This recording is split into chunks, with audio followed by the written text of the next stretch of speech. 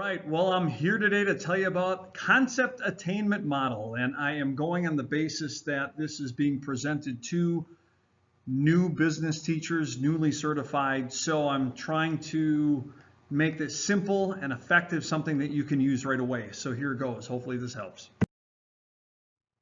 All right, so the concept attainment teaching model is a constructivist approach, and we looked at that last week. That basically means you're taking all the knowledge that you have, plus experiences, and constantly building on that foundation and creating more learning for the students. It's founded by Jerome Bruner, I hope I pronounced that correctly, from 1956, so it's been around a while. Students apply their prior knowledge, as I mentioned. They compare and contrast different attributes, different examples, which you'll see in a moment, and it leads to a fuller understanding of a concept.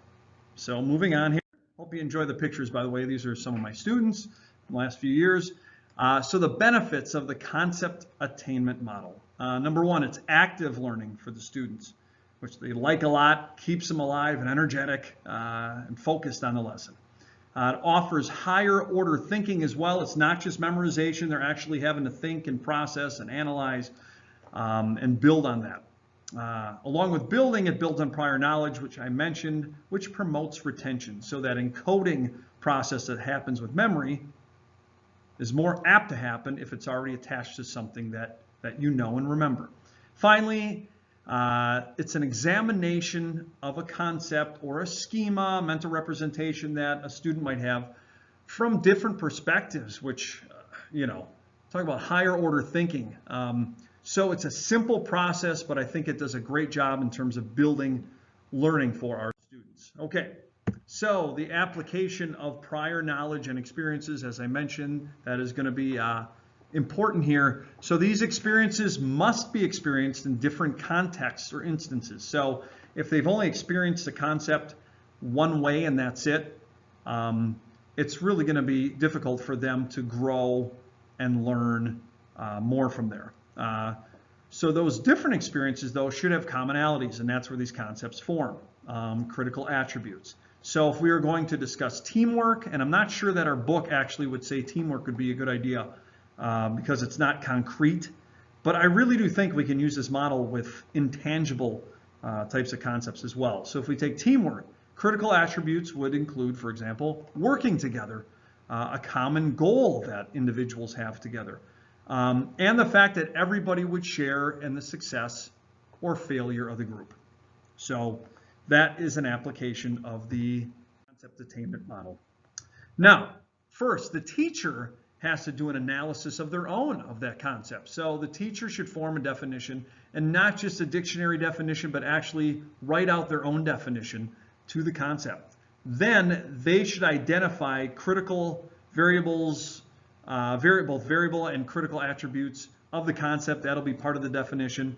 And then to get the lesson started, they need to put examples of the concept as well as non-examples on a list or on flashcards or what have you, and allow the students to have to figure out which examples fit where.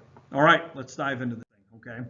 So, examples for teamwork would be working together, sharing the work or a common goal. Non-examples would be working alone, one person doing all the work, everyone having their own goals. Okay, so now we move into the 4 steps of concept attainment, and you'll see this throughout the PowerPoint. So, presenting the examples. You don't tell the students what the concept is, you just give them examples and non-examples. Then you allow them to think about it. So you're going to take these examples and put them into groups, okay? And then they'll formulate a hypothesis. Boy, what is the concept that we're trying to get to, okay? The closure begins when students form a formal definition. So they see a pattern here, they see where the examples and non-examples fit, they put together a definition, and then they reflect on their definition that they created. We'll get into that too. And then finally, application. The students have really learned it if they can apply this concept to other situations. All right. So, for example, we wanted to do a general business example. I picked internal stakeholders. So, the first step, presentation of examples. There they are. Employees, managers, major shareholders. Non-examples, community, the media, and customers. So why do employees, managers, and major shareholders fit together and the other list doesn't fit with them? Well, that's what the students have to do in step 2. So they discriminate or categorize these different examples. Then they generalize a definition based on how they think those examples fit together. So what do they have in common? And this totally lends itself to teacher scaffolding. So teachers can walk about the room and guide students to build upon their knowledge base and get them to a reasonable definition of those examples. Now, third, we've got closure. So they come up with a formal definition. For internal stakeholders, it could be something like individuals or groups that work within a business. Basic, I think keeping it basic and simple is easy. Way to go, and it helps student understanding. So a way to reflect on it would say to the students, so what did you learn about internal stakeholders while doing this? Or what did you learn through the analysis process? And one of the things the book stresses is metacognition, which is thinking about thinking. So have the students think about how they got to the thinking that they did. How did they get to that formal definition? And then finally, application of it. So you can apply the knowledge of internal stakeholders to new situations. So maybe ask students, what is another example of internal stakeholders? What are some other external stakeholder examples? What do both stakeholder groups have in common? And maybe even identify a non-stakeholder, somebody who doesn't have any stake or interest at all in the business. All right, so a marketing example that I came up with would be primary market research methods. So we know about primary and secondary research, really important in terms of marketing. So basically, again, presenting examples, having the students formulate where those examples fit. Why do they fit together? Why are they in those groups? Step 3, closure, forming a definition. So a definition could be primary market research is direct research to collect data about consumer thoughts and behaviors. You could also have them do a reflection piece, such as evaluate or find strengths and weaknesses of primary research versus secondary market research. And then finally, application, you can provide them more examples and tell them to categorize those in the different types of research, or ask them to find real life examples. Have them Google and find real life examples of both of these things. All right, so computer app example, uses of Microsoft Word. So step 1, you could present examples. If you have a list, resumes, letters, that sort of thing, and then you have maybe also slideshows, which would be PowerPoint, formulas, which maybe would be Excel. And then again, the students have to discriminate between those terms and then generalize why do they fit in one group versus the other. Step 3, closure. So again, they're going to find a formal definition for Microsoft Word, and one may be an app used to produce a text-based document. Simple, but it gets to the point. Conveys meaning. Okay, and then finally, step 4, application. You could provide them with more examples or new situations. You could say, hey, I want you guys to let me know what are other uses of Microsoft Word, and evaluate Microsoft Word. What are its strengths and weaknesses? Also, you could say, what group would you classify each of these other products of computer applications, such as music? What app produces music and allows you to listen to music or create music? Data graphs, certificates, that sort of thing. All right, so those are the examples.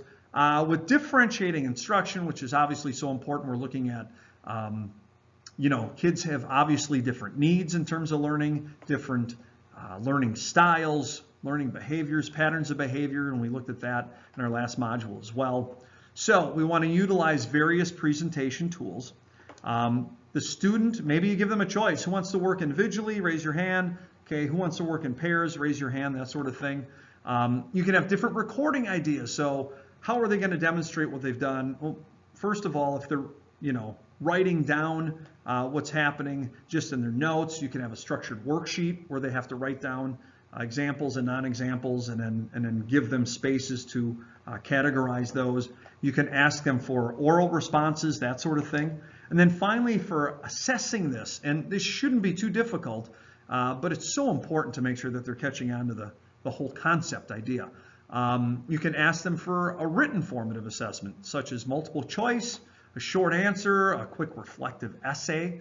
You can ask for oral presentation, oral responses. You can even have Your students create an illustration. If you can draw it, you probably understand it. And then finally, you can ask, for an easy video response as well.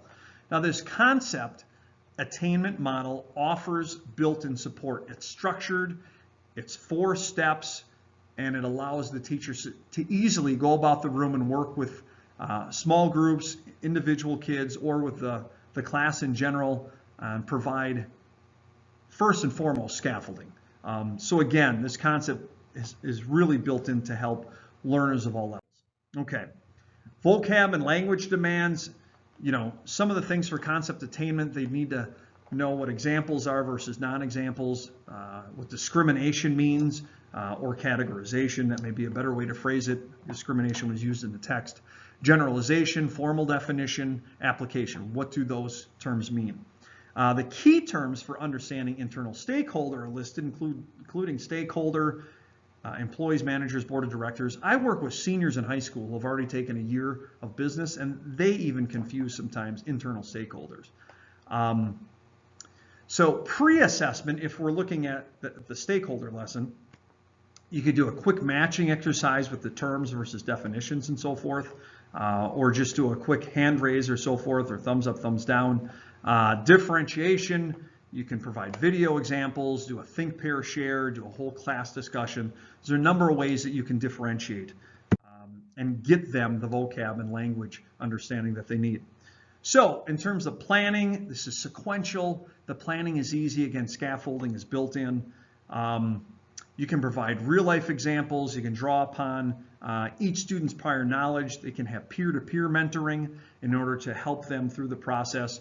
The misconceptions that I have experienced with the internal assessment concept is confusing internal versus external stakeholders. I've also had some issues with people confusing shareholders versus stakeholders, and that's another thing that we work out during this lesson as well.